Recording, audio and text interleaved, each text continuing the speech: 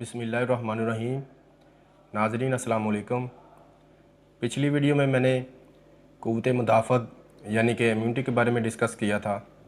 जिन लोगों की इम्यूनिटी कम होती है वो अक्सर बीमार रहते हैं और इनका डॉक्टर्स के यहाँ हस्पतालों में आना जाना लगा रहता है। जिन लोगों की इम्यूनिटी स्ट्रॉन्ग होती है वो बहुत कम बीमार होते हैं, अगर बीमार हो भी जाएं तो जल्द सेहतयाब हो जाते हैं।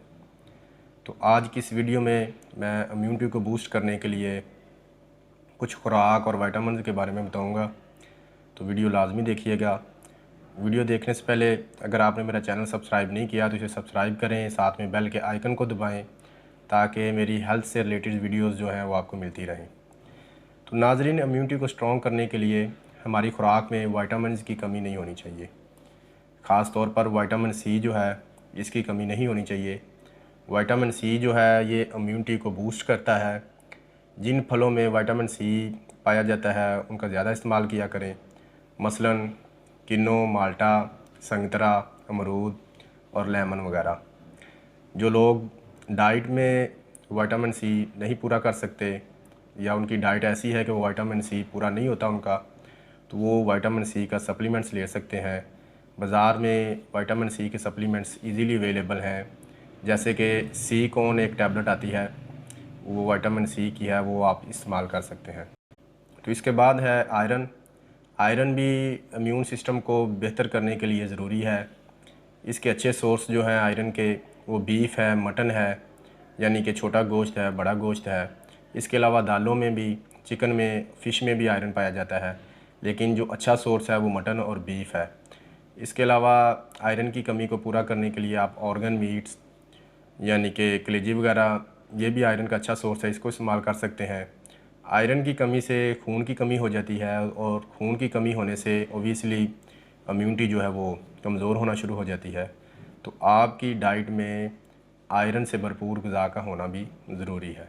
जिन लोगों को खून की कमी का मसला होता है, आयरन की कमी की वजह से उनके अंदर खून की कमी होती है और वो लोग डाइट में आयरन पूरा नहीं कर पा रहे होते, तो वो आयरन के सप्लीमेंट्स ले सकते हैं। अपने डॉक्टर के मशवरे के मुताबिक वो आयरन का सप्लीमेंट्स यूज़ कर सकते हैं। मसलन कैप्सूल आता है जिस तरह सेंगोबायोन, उसमें आयरन मौजूद होता है, तो वो यूज़ कर सकते हैं। तो इसके बाद है जिंक। जिंक भी इम्यूनिटी को बूस्ट करने में मददगार होता है। जिंक अजनास में पाया जाता है, इसके अलावा अंडों में, मछली में और डार्क चॉकलेट में भी पाया जाता है। तो इसका इस्तेमाल भी लाजमी किया करें। जो लोग डाइट में जिंक पूरा नहीं कर सकते वो जिंक का भी सप्लीमेंट्स ले सकते हैं। तो ये कुछ विटामिन्स थे जिनके बारे में मैंने आपको बताया है।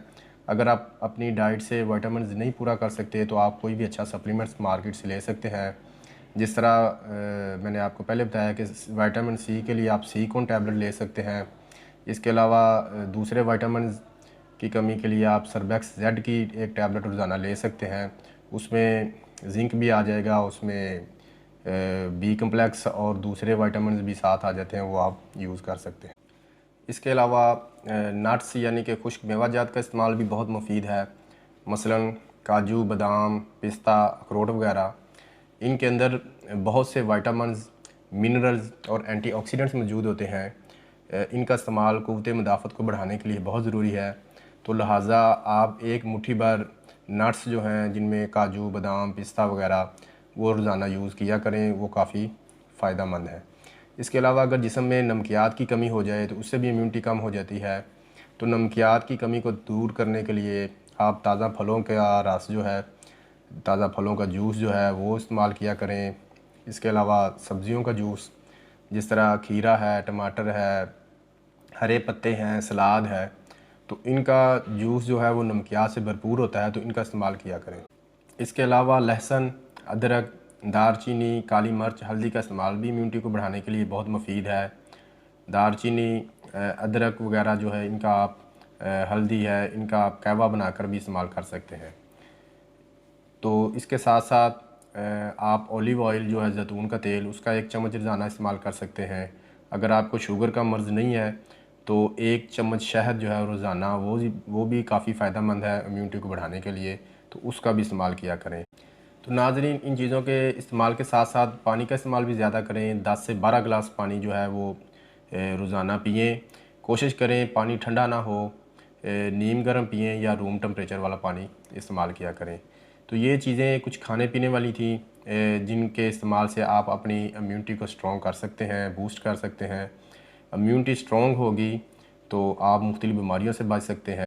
एक और भी बहुत अहम पॉइंट है, वो ये है कि आप अपने स्ट्रेस के लेवल को कम रखें। स्ट्रेस लेवल कम रखेंगे तो आपकी इम्यूनिटी जो है वो बूस्ट होगी। खुश रहा करें। नींद का पूरा होना भी ज़रूरी है। 7 से 8 घंटे नींद लेने से इम्यून सिस्टम जो है वो बूस्ट होता है। तो इसके साथ साथ हल्की फुल्की एक्सरसाइज भी किया करें। वर्जिश करने से ना सिर्फ इम्यून सिस्टम मज़बूत होता है बल्कि आपके मसल्स, आपकी हड्डियाँ, आपके जॉइंट्स, आपकी मेंटल हेल्थ जो है, फ़िज़िकल हेल्थ वो बेहतर रहती है। आपने देखा होगा कि जो लोग एक्सरसाइज करते हैं वो बहुत कम बीमार होते हैं। तो ये थी मेरी आज की वीडियो। अगर ये वीडियो आपको अच्छी लगे तो इसे लाइक और शेयर ज़रूर कीजिएगा। आपसे मुलाकात होगी मेरी अगली वीडियो में। तब तक के लिए अल्लाह हाफ़िज़।